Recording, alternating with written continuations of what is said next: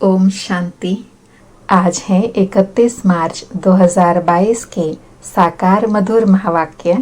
आज बाबा ने बाबा से सदा सच्चा और ट्रांसपेरेंट रहने के लिए कहा कि तुम्हारे ख्याल बहुत शुद्ध होने चाहिए। सच्ची कमाई में झूठ बोला, कुछ उल्टा किया तो बहुत घाटा पड़ जाएगा। यहाँ तो बहुत सच्चाई सफाई से बाप को याद करना पड़े, तब ही ऊंच पद पा सकते हैं। फिर कहा, यहाँ तुम आए हो भविष्य पद्मा पदम पति बनने के लिए। यहाँ कोई भी डर्टी ख्यालात नहीं आने चाहिए। फिर कहा, बाबा को हर बात में सच बताना है, ऐसे नहीं परमात्मा सब कुछ जानते हैं। और आज बाबा ने तकदीरवान बच्चों की निशानियां व विशेषता सुनाई कि उनसे कोई भी खराब काम नहीं होगा। यज्ञ की सेवा में हड्डी हड्डी लगाएंगे, उनमें कोई भी लोभ आदि नहीं होगा। वह बहुत सुखदायी होंगे। मुख से सदैव ज्ञान रत्न निकालेंगे, बहुत मीठे होंगे। उनकी ऐसी स्थिति होगी कि पुरानी दुनिया को जैसे देखते हुए भी नहीं देखते हैं। उन्हें कभी यह ख्याल नहीं आएगा कि जो तकदीर में होगा देखा जाएगा। फिर बाबा ने सर्विस में बुद्धि का ताला खुलता जाए उसकी विधि बताई कि सुनते रहेंगे फलाना कैसे समझाते हैं, अर्थात दूसरे जो समझाते हैं किस विधि से समझाते हैं, कैसे समझाते हैं, वह सुनते देखते रहेंगे। प्रदर्शनी की सर्विस में बहुत उन्नति हो सकती है। फिर बाबा ने अटेंशन के लिए कहा कि सतगुरु का निंदक ठौर ना पाए, जरा भी कड़वापन अवगुण आदि नहीं होना चाहिए। फिर कहा, बहुत हैं जिनको थोड़ी चीज नहीं मिलती है तो एकदम बिगड़ पड़ते हैं, परंतु बच्चों को ऐसी स्थिति परिस्थिति में परीक्षा समझ शांत रहना चाहिए। बाबा समझाते हैं, तुम सब आत्माएं आपस में भाई भाई हो, आपस में लड़ना झगड़ना नहीं चाहिए। देही अभिमानी रहे तो कभी भी लड़े नहीं। फिर कहा, बाबा क्या कहेंगे, बाबा इतना मीठा और बच्चे लड़ते रहे। फिर कहा, अब तुम्हारी बुद्धि में ज्ञान रत्न है नंबरवार। कोई के मुख से तो हीरे मोती निकलते हैं, इसलिए ही तुम्हारे नाम पड़े हैं नीलम परी, सब्ज परी, पुखराज परी। तुम पत्थर से रतन अथवा पारस बन रहे हो। सुनते हैं महावाक्यों को विस्तार से।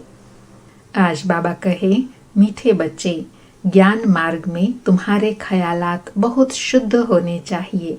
सच्ची सच्ची कमाई में झूठ बोला, कुछ उल्टा किया तो बहुत घाटा पड़ जाएगा। आज मुरली से प्रश्न है, जो तकदीरवान बच्चे ऊंच पद पाने वाले हैं उनकी निशानी क्या होगी। उत्तर में बाबा ने 3 निशानियां सुनाई। पहला, उनसे कोई खराब काम नहीं होगा। यज्ञ की सेवा में हड्डी हड्डी लगाएंगे, उनमें कोई भी लोभ आदि नहीं होगा। दूसरी विशेषता, वह बहुत सुखदायी होंगे। मुख से सदैव ज्ञान रत्न निकालेंगे, बहुत मीठा होगा। तीसरी निशानी, वह इस पुरानी दुनिया को जैसे देखते हुए भी देखते नहीं। उनके अंदर यह ख्याल नहीं आएगा, जो तकदीर में होगा देखा जाएगा। बाबा कहते हैं, ऐसे बच्चे कोई काम के नहीं, तुम्हें तो बहुत अच्छा पुरुषार्थ करना है। आज मुरली में गीत बजा, हमारे तीर्थ न्यारे हैं, हम इस धरती के तारे हैं। ओम शांति। यह भक्ति मार्ग के गीत हैं। तुम जानते हो हमारी ही महिमा हो रही है। भक्ति मार्ग में ही महिमा गाई जाती है और प्रार्थना की जाती है, और ज्ञान मार्ग में यह प्रार्थना और भक्ति नहीं की जाती है। ज्ञान माना पढ़ाई, जैसे स्कूल में पढ़ते हैं। पढ़ाई में एम ऑब्जेक्ट रहती है, हम यह पढ़कर फलाने पद पाएंगे, यह धंधा करेंगे।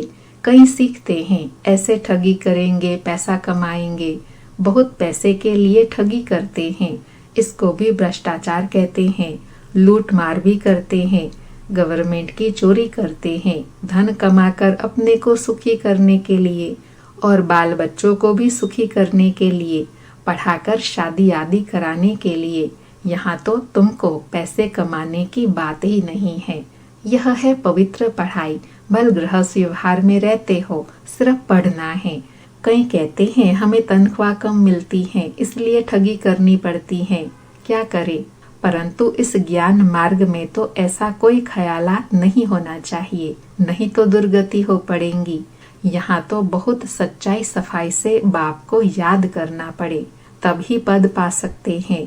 स्टूडेंट को पढ़ाई के सिवाय और कोई बात बुद्धि में नहीं आनी चाहिए, नहीं तो हम भविष्य ऊंच पद कैसे पाएंगे। अगर उल्टा सुल्टा काम कर लिया तो फेल हो जाएंगे। सच्ची कमाई में फिर कुछ झूठ आदि बोलने से व ऐसा कोई काम करने से पद भ्रष्ट हो जाएगा, बहुत घाटा पड़ जाता है। यहाँ तो तुम आए हो भविष्य पदम पति बनने के लिए, तो यहाँ कोई भी डर्टी ख्यालात नहीं आने चाहिए।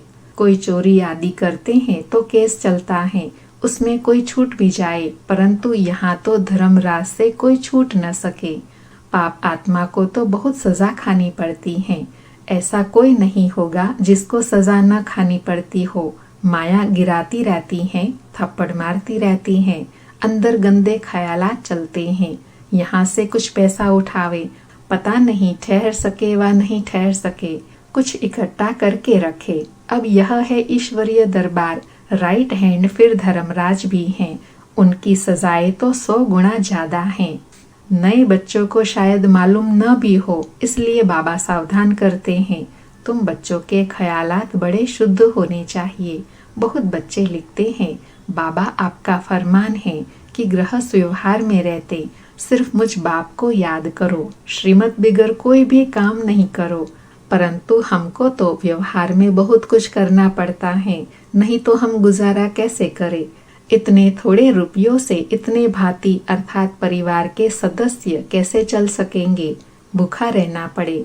इसलिए व्यापारी लोग धर्माओं भी कुछ निकालते रहते हैं, समझते हैं जो कुछ हमारे से पाप होते हैं वह मिट जाए, हम धर्मात्मा बन जाए। धर्मात्मा पुरुष से बहुत पाप नहीं होते हैं, क्योंकि धर्मात्मा पाप से कुछ डरते हैं। ऐसे भी बहुत होते हैं जो कभी धंधे में झूठ नहीं बोलते, एकदम दाम फिक्स रखते हैं। कलकत्ते में एक बर्तन बेचने वाला था, सबके दाम बोर्ड पर लिख देता था, फिर कुछ भी कम नहीं करता। फिर कोई तो बहुत झूठ बोलते हैं। यह तो ज्ञान की पढ़ाई है। तुम पढ़ते हो भविष्य 21 जन्मों के लिए, तो बाबा को हर बात में सच बताना है। ऐसे नहीं परमात्मा सब कुछ जानते हैं। बाप कहते हैं पढ़ेंगे तो ऊंच पद पाएंगे, नहीं तो जहन्नुम अर्थात नरक में चले जाएंगे। हम थोड़े ही बैठ देखेंगे कि तुम क्या क्या पाप कर्म करते हो। जो कुछ करते हो अपने लिए, अपना ही पद भ्रष्ट करते हो। नाम तो है पाप आत्मा पुण्य आत्मा। बाप आकर पुण्य आत्मा बनाते हैं, तो कोई पाप नहीं होना चाहिए। बच्चों के लिए तो पाप का 100 गुना दंड हो जाएगा, बड़ा घाटा हो जाता है। ऐसे ख्याल नहीं रखने चाहिए कि जो होगा सो देखा जाएगा, अब तो कर ले। वह बच्चे कोई काम के नहीं। इस पुरानी दुनिया को तो बिल्कुल ही भूल जाना है, देखते हुए जैसे देखते नहीं। हम एक्टर हैं, अब नाटक पूरा होता है। 84 जन्म पूरे किए, अब हमको वापस जाना है। जितनी सर्विस करेंगे उतना ऊंच पद पाएंगे। अभी प्रदर्शनी मेले की सर्विस निकली है। जो ऊंच पद पाने के पुरुषार्थी होंगे उन्हों का ख्याल चलता रहेगा कि जाकर सुने सीखे कैसे भिन्न भिन्न रीति से समझाते हैं। वह चक्र लगाते रहेंगे, सुनते रहेंगे फलाना कैसे समझाते हैं। ऐसे सुनते सुनते बुद्धि का ताला खुल जाएगा। बहुत लिखते हैं प्रदर्शनी से हमारी बुद्धि का ताला खुल गया। बाबा ने बहुत मदद दी। बाबा ऐसे बहुत मदद देते हैं, परंतु किनको पता नहीं पड़ता है। समझते हैं हमने बहुत अच्छा समझाया। कोई सच्चे बच्चे समझते हैं कि यह सारी मदद बाबा की है। प्रदर्शनी की सर्विस से बहुत उन्नति हो सकती है। तुम ज्ञान मार्ग के बच्चे हो। बाबा की याद में रहने से ही बड़ा बल मिलता है। योग बल से ही तुम विश्व की बादशाही लेते हो। बस सिर्फ यही याद रहे कि हमको बाबा से वर्षा लेना है और श्रीमत पर चलना है। बस श्रीमत पर चलने से ही कमाई है। बाकी इस दुनिया में तो कोई काम की चीज नहीं है, सब खत्म होना है।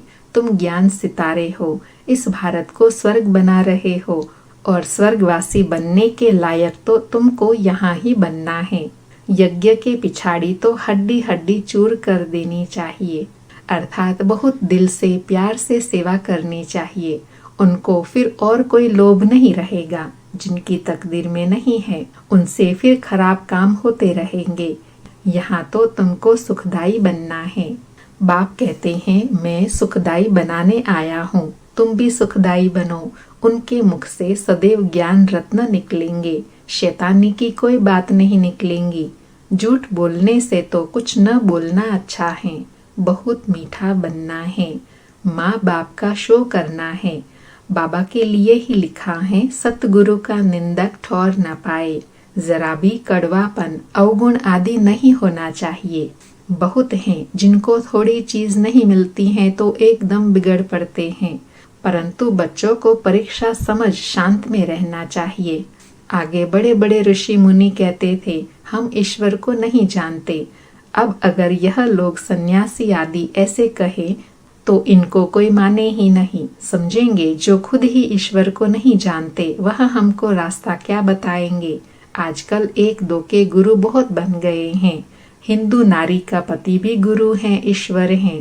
गुरु तो सद्गति देंगे या पतित बनाएंगे। अब तुम बच्चे जानते हो, जो भी सजनिया अर्थात आत्माएं हैं उनका गुरु अथवा साजन एक शिव बाबा हैं। मात पिता बाप दादा सब कुछ वही हैं। वह लोग फिर पति के लिए यह अक्षर कह देते हैं। अब यहाँ तो वह बात नहीं है। यहाँ तो तुम आत्माओं को परम पिता परमात्मा पढ़ाते हैं। आत्मा इतनी छोटी है जिसमें 84 जन्मों का पार्ट नूंधा हुआ है। परमात्मा भी छोटा स्टार है, उनमें भी सारा पार्ट नूंधा हुआ है।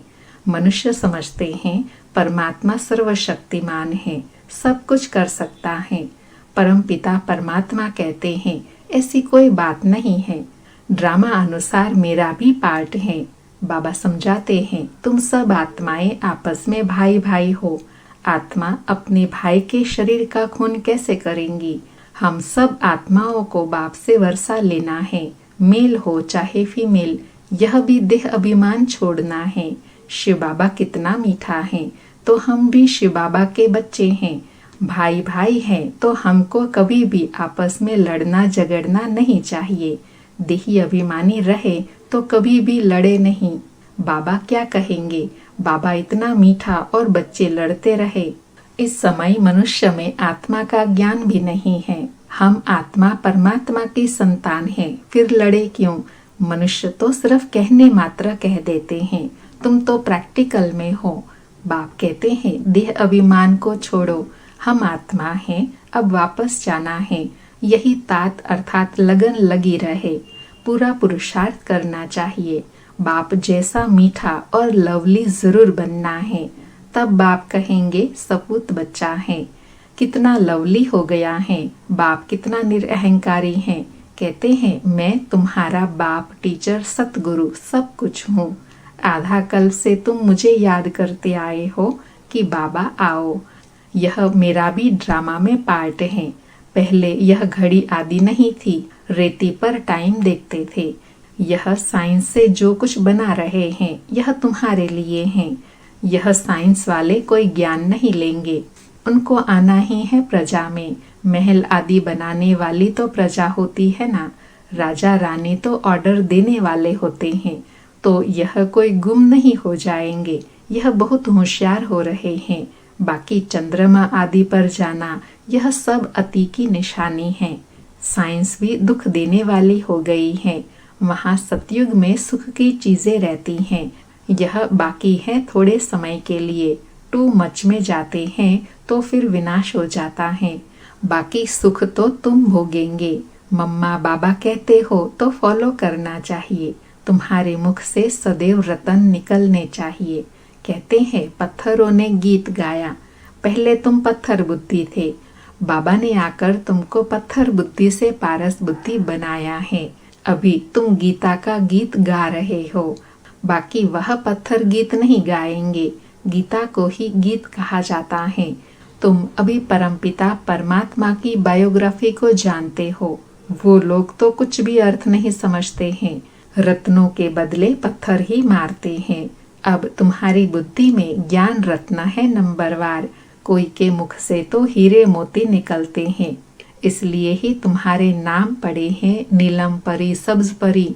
तुम पत्थरों से रतन अथवा पारस बन रहे हो। अब तुम्हारा काम है जो भी आवे उनको समझाना। तो तुम्हारा परमपिता परमात्मा के साथ क्या संबंध है? जब तक इस बात का एक्यूरेट जवाब नहीं लिख कर दे तब तक बाबा को मिलना ही फालतू है।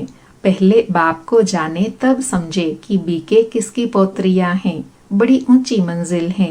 21 जन्मों की बादशाही गरीब से गरीब भी ले सकते हैं। विश्व का मालिक बनना कोई कम बात है क्या? सिर्फ श्रीमत पर चलना है। भगवान खुद कुर्बान जाते हैं बच्चों पर। 21 जन्मों की कुर्बानी करते हैं। कहते हैं विश्व के मालिक भव। जरूर बच्चों के मुख से रतन ही निकलते हैं, तब तो भविष्य में पूजनीय देवता बनते हैं। अच्छा, मीठे मीठे सिकिलधे बच्चों प्रति माता पिता बाप दादा का याद प्यार और गुड मॉर्निंग। रूहानी बाप की रूहानी बच्चों को नमस्ते। हम रूहानी बच्चों की रूहानी माता पिता बाप दादा को भी याद प्यार गुड मॉर्निंग और नमस्ते। धारणा के लिए मुख्य सार हैं। पहला, मीठा बन बाप का शो करना है। कड़वापन जरा भी है तो उसे निकाल देना है। बाप जैसा मीठा लवली जरूर बनना है।